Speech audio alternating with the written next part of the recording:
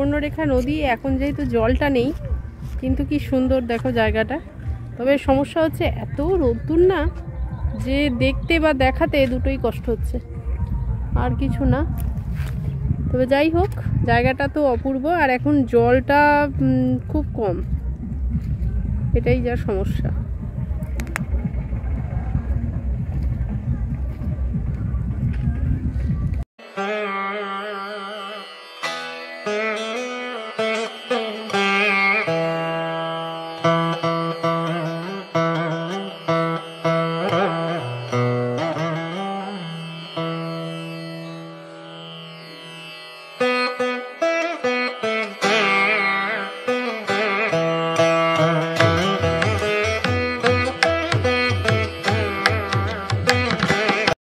তো এটা হচ্ছে রুক্মিণী মন্দির। তো এটা বিভূতিভূষণ বন্দ্যোপাধ্যায়ের সাহিত্যে এই মন্দিরের কথা কিন্তু উল্লেখ আছে।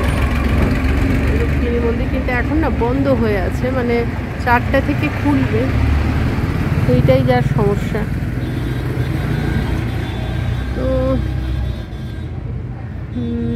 আরেকটু এই কটা থেকে কটা, সকালে কটা থেকে খোলা থাকে গো? সকালে তোমার কটা বলবো, ওই 6টার দিকে খুলে যায়, 2টো তো খোলা থাকে। 6টা থেকে খুলে 2টো পর্যন্ত খোলা, তাই তো? চললে 4টা বন্ধ থাকে।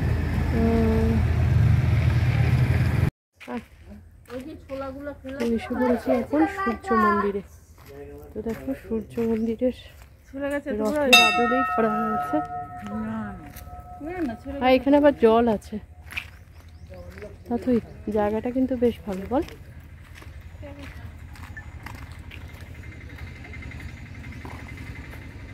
দেখিস, দেখো রথ টানছে, আর এখান দিয়ে সূর্য মন্দিরটাকে করেছে, আর এই পাশে কি সুন্দর জায়গাটা লাগছে।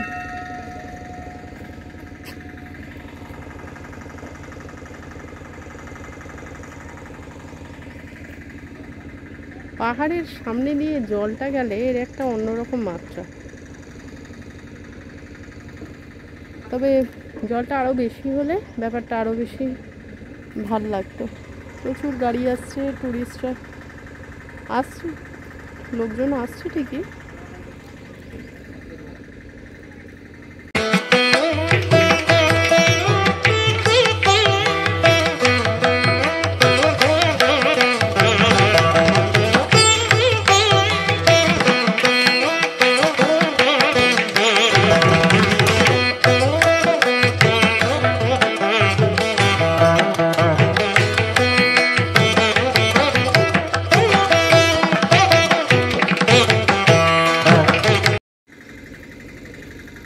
সমস্যা কি বলতো, এত রোদ্দুর না, যে বেশিক্ষণ দাঁড়ানো যাচ্ছে না, কষ্ট হচ্ছে, ভীষণ রোদ্দুরের তাপ। আমার তো মনে হয় ওয়েস্ট বেঙ্গলের থেকে ঝাড়খণ্ডে বেশি সূর্য দেবতা কিরণ দিচ্ছে, এত রোদ্দুর, এত গরম, সাংঘাতিক। আমরা একটু বাইরে বসেছি, আর এখান থেকে দেখো মন্দিরটা ভালোই দেখা যাচ্ছে। কটা ঘোড়া বলতো তাতে? অনেকগুলো ঘোড়া হয়েছে, দেখলে? দেখলাম। এবার ঢুকলাম ঘাটশিলা রামকৃষ্ণ মঠ। এইখানে জানো তো থাকার ব্যবস্থা আছে, কিন্তু আমরা তো 2 মাস আগে থেকে বুক করলে তবে গাড়টা হয়, কিন্তু এখানে সেরকম কিছু করা হয়নি। বিভিন্ন এখানে বোধহয় ওই প্রত্যেকটা আর কি নামগুলো দেওয়া আছে, আমি তোমাদের দেখাচ্ছি, আমিও দেখেছি ইউটিউবেই, ভিডিওতেই দেখেছি। ভীষণ ভালো লাগে এখানে থেকে দর্শন করা, সন্ধেবেলা আরতি ইত্যাদি সব কিছু করা, পাওয়াটা একটা বিরাট বড় প্রাপ্তি। তো যাই হোক, এবার না হোক নেক্সট টাইম, কি বলো? হ্যাঁ, এবারে হবে না, এবার তো আর হবে না। আর এখানে অনেকদিন আগে থেকে বুক করে রাখ, ঝপ করে বললে ঝপ করে হয় না, হওয়াটা উচিতও না।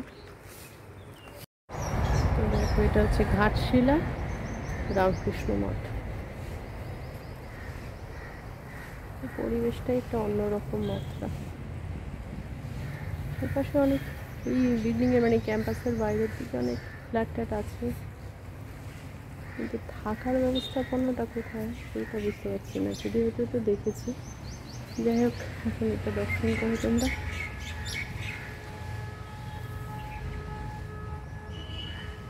বেশ এখানে থেকে সন্ধ্যেবেলা আরতি এগুলোতে আর কি অংশগ্রহণ করা।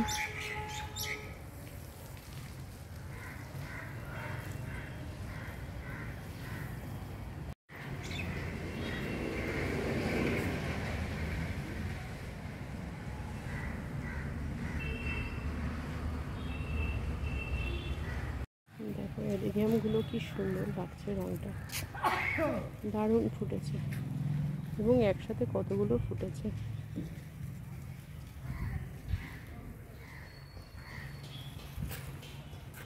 দেখি একবার অফিস করে যদি কথা বলতে পারি। অফিস ঘর তালা দেওয়া আছে। তো এবার এসে পৌঁছেছি গৌরী কুঞ্জ, এটা বিভূতিভূষণের বর্ষদ বাড়ি। তো বিভূতিভূষণ বন্দ্যোপাধ্যায় তোমরা সবাই জানো, এই নামটার সঙ্গে বাঙালি সমাজ আর সাহিত্য ওতপ্রোতভাবে জড়িত। তো যাই হোক, চলো ভেতরটা দেখি।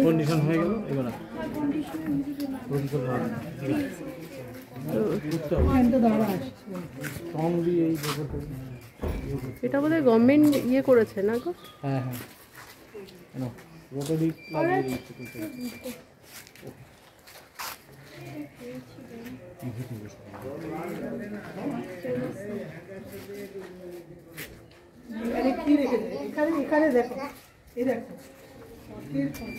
তো এই পাশে দেখো তারাদাস মঞ্চ, অপুর পাঠশালা।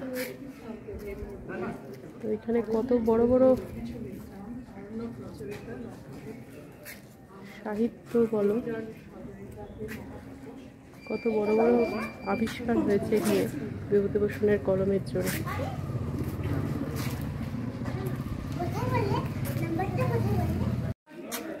তো সত্যজিৎ রায়ের বিরাট সৃষ্টি পথের পাঁচালী, দেখো সিনটা। তো সেই বিভূতিভূষণ লেখাই অপুর পাঠশালা, তার থেকেই পথের পাঁচালীর সৃষ্টি। এটা একটা বিরাট বড়, যেমন সে আমরা গেছিলাম তাই না, তাতে বিদ্যাসাগরের বাড়ি, এটা বিভূতিভূষণ বন্দ্যোপাধ্যায়ের বাড়ি, বুঝলি?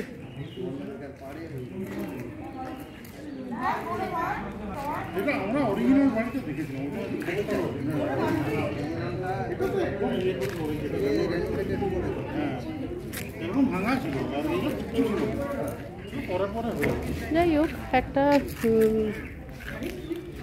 স্মৃতিকে তুলে ধরা, না ধরলে তো বাঙালি পরবর্তী জেনারেশনের কাছে সাহিত্য চিরকালই একটা অদ্ভুত অপরিচিত জায়গায় চলে যাবে।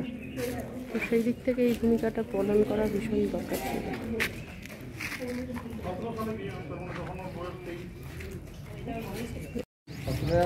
বিভূতিভূষণের আম খাওয়ার জন্য ভাই নটু বিহারী এই আম গাছটি লাগিয়েছিলেন। এখানে বিভিন্ন বিষয়কে ছবি দিয়ে দিয়ে লিখে দিয়েছে, বাংলাতেও লেখা আছে, হিন্দিতেও লেখা আছে। বর্তমানে এই বইগুলো এখন সিনেমা আকারে আমাদের দেখতে পাই না, বর্তমান বলবো না, কারণ পথের পাঁচালীটা সত্যজিৎ রায়ের হাত ধরে তো এগিয়ে এসছেই আমাদের বহুদিন আগে, 50-এর দশকে। তো তার পরবর্তী দেখো এখানে অনেক বই আছে, অপরাজিত, চাঁদের পাহাড়, ইচ্ছামতি, আদর্শ, হিন্দু হোটেল, আরণ্যক, এর মধ্যে কিন্তু অধিকাংশ বই কিন্তু হয়েছে।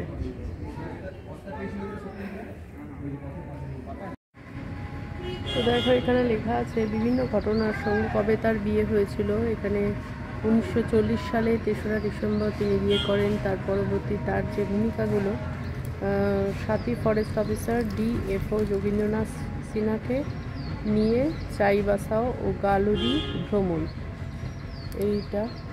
এরপরে দেখো এখানে আরেকটা জিনিস লেখা আছে, যেটা দেখে আমি আরও একটু অন করলাম মোবাইলটাকে, সেটা হচ্ছে 1920 সালে 21শে জুন কলকাতায় পরিণামী সোনারপুর স্কুলে সহশিক্ষক পদে নিযুক্ত হন। আমার বাড়ি যেহেতু সোনারপুর, তো পরিচিত নামটার সঙ্গে একটু মিল আছে, হরিনাবি সোনারপুর আমি দেখেছি আসা যাওয়ার পথে। তো এটা একটু ভালো লাগলো যে ওখানে উনি সহশিক্ষক হিসাবে পদে নিযুক্ত ছিলেন একটা সময়, 1920 সালে 21শে জুন। এটা হিন্দুস্তান কপারের ফ্যাক্টরি। এগুলো কালো যেগুলো, এগুলো হচ্ছে ছাই আর কি। কপার উত্তোলনের পরে, সংশোধন করার পরে ছাই। আর এটা সুবর্ণরেখা নদী, এটা দিয়ে এই পাশে গেছে।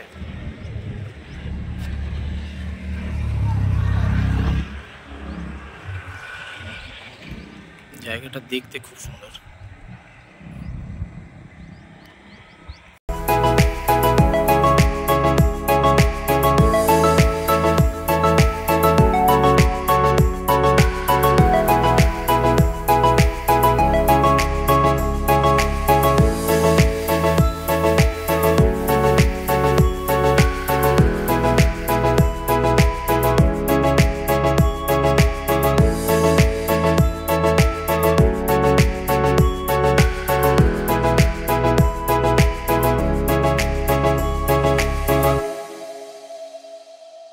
বুঝতেই পারছো দূরে যে জায়গাটা দেখতে পাচ্ছ, আর এটা হচ্ছে সুবর্ণরেখা নদী না গো। তো এখন ঝর্ণার জলটা তো বুঝতে পারছি না কোথায় কি থাকে। এখানে বলে রাতমোহনার ঝর্ণা। ও এই সাইড দিয়ে। ও আচ্ছা আচ্ছা, হ্যাঁ হ্যাঁ দেখা যাচ্ছে। জলটা থাকলে বড় ঝর্ণাটা হয়। বুঝতে পারছি সরু হয়ে পড়ছে, এখন যেটা সরু হয়ে পড়ছে সেটা বড় ঝর্ণা হয়ে তখন নামে। তো দেখো এই জায়গাটা কি সুন্দর লাগছে। পরন্ত সূর্যটা এসে জলে পড়ছে আর তার সাথেই জলের স্রোতটা।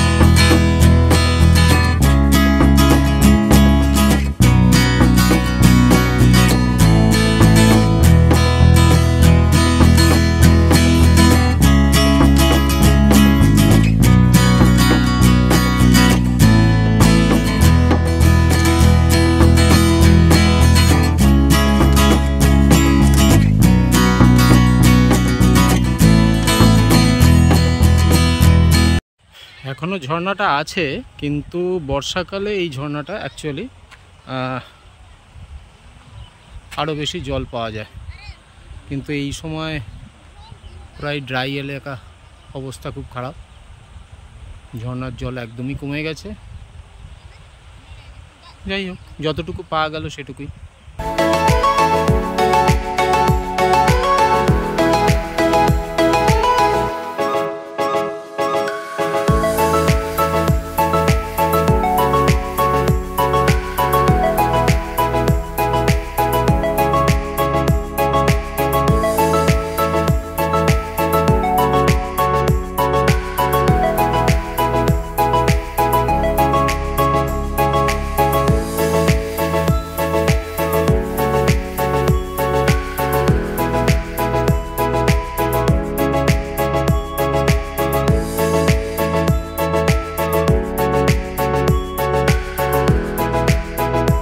রঞ্জনের কথাটা রেকমেন্ড এই জন্য করব কারণ আমরা আজকে 11:30টায় বেরিয়েছি, এখন বাজে 5টা।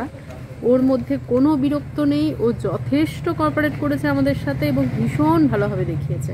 তো তোমরা যারা আমার ভিডিও দেখো বা দেখছো তারা সবাই ওকে মানে কন্ট্যাক্ট করতে পারো।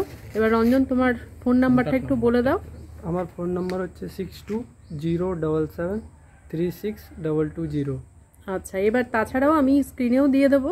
হ্যাঁ, আর ওর দাদাও 4 হুইলার চালায়, তো যদি কেউ সেরকমও মনে করো যে 4 হুইলার প্রয়োজন, তাই তো? অটো বা 4 হুইলার সেখানে ওরও মানে আমি ইয়ে করে দেবো, অ্যারেঞ্জ করে দেবো। অ্যারেঞ্জ করে দেবে। আর মোটামুটি 4 হুইলারে কিরম লাগতে পারে সেরকম একটা একটু আইডিয়া? বেশি আছে এর থেকে, অটোর থেকে। অটোর থেকে বেশি, কারণ জার্নিটা কমফোর্টেবল আরো জার্নিটা হবে, কম হবে, একটু সেফ মানে হবে, সেফ হবে, জার্কিংটা কম হবে। হ্যাঁ। তো সেটাও তুমি জেনে নিতে পারো, ফোন করে জেনে নিতে পারো, ভীষণ ভালো। তো ভালো থাকো রঞ্জন, আসবার আগে ফোন করে দেবে কেউ যদি আসে তো। কেউ যদি আসে অবশ্যই। তো চলো।